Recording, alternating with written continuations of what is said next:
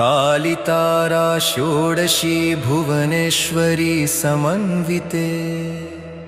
छिन्नाभैरवि धूमावती बगला मातृका मातंगी कमलायुक्ते देवी त्वां प्रणमाम्यहम्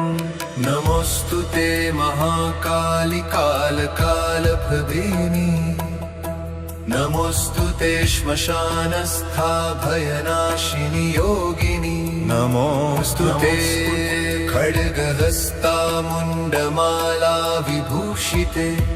नमोऽस्तुते महामाये ब्रह्माण्ड विदारिणि नमोऽस्तुते महातारि भवसागर तारिणि नमोऽस्तुते नीलसरस्वती महामोक्षकारिणि